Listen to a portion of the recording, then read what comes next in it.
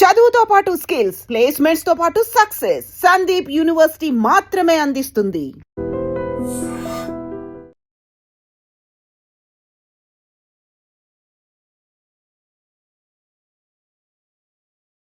Very రీసెంట్గా అక్కడ ఉన్నటువంటి sitting MLA, Congress MLA N M Srinivasa Reddy ఒక మాట అన్నారు.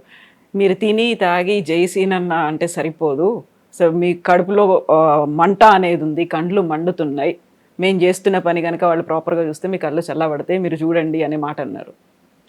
ఇక ఆయన ఏదో ఆయన గురించి ఆయన ఏం చేసిండు, టీఆర్ఎస్ పార్టీలో ఉన్నాడు. టీఆర్ఎస్ పార్టీలో ఉండి కరెక్ట్ ఎలక్షన్స్ వస్తుంటే టీఆర్ఎస్ పార్టీ నుండి పోటీ పడిచి ఎమ్మెల్యే గురించి పోయి బీజేపీలో నిలబడ్డాడు.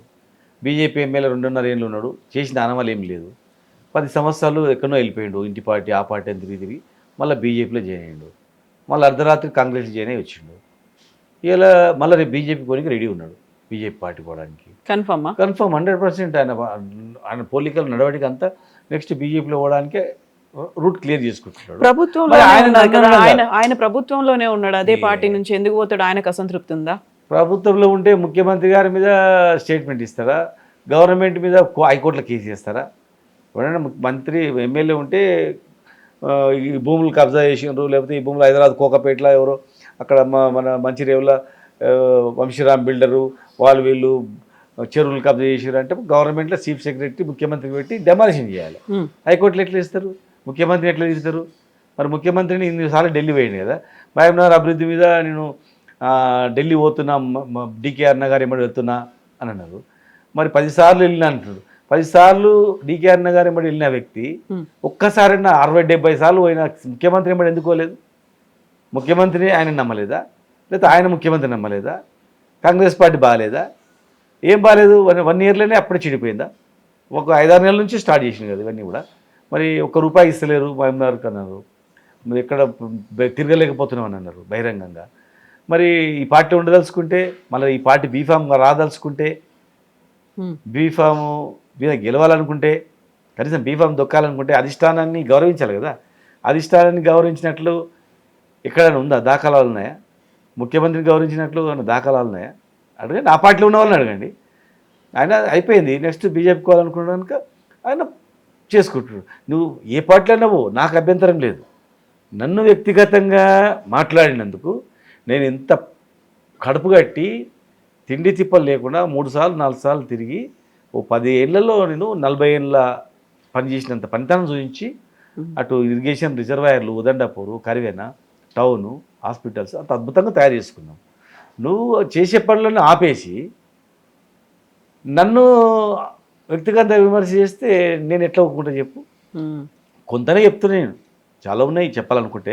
ఆవేదన వాళ్ళు చేయాలనుకునేది వాళ్ళు చేసినట్టు చాలా ఉన్నాయి చెప్పాలనుకుంటే. శ్రీనివాస్ గౌడ్ గారికి చాలా ఆవేదన ఉందా, అసంతృప్తి ఉందా? నాకు ఎవరి మీద నాకు అసంతృప్తి ఏం లేదు. ప్రభుత్వం మీద అసంతృప్తే. ప్రజలను పట్టించుకుంటలేదు, రైతులను పట్టించుకుంటలేదు, విద్యార్థులను పట్టించుకుంటలేదు, కుల వృత్తులను పునరుద్ధరణ చేయట్లేదు. ఏ అంశాల్లో చేస్తలేదు కనుక ప్రభుత్వం మీద పూర్తి వ్యతిరేకత ఉంది. 2.5 ఏళ్ళు మేము కొట్లాడి తెలంగాణ తెచ్చిన వాళ్ళం. మేము రాజకీయ అవసరాల గురించి తెలంగాణ ఉద్యమంలో లేము.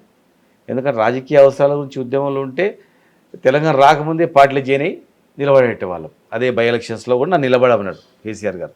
ఎన్ఎం శ్రీనివాసరెడ్డి గారు నిలబడ్డప్పుడు ఆయన వ్యతిరేకంగా నేను నిలబడవాన్ని, నన్ను అడిగి నిలబడతాను. వద్దు సార్ నేను రాజకీయాలు రాను, తెలంగాణ గురించి కొట్లాడతాను. తెలంగాణ వస్తుందని అనుకోలే, చచ్చే వరకు కొట్లాడదాం అనుకున్నాం. మేము తెలంగాణని తెచ్చుకున్నాం కనుక, తెలంగాణ గురించి కష్టపడ్డాం కనుక, జైళ్ళలో పోయినాం కనుక తెలంగాణ అభివృద్ధి కాలం కోరుకుంటాం.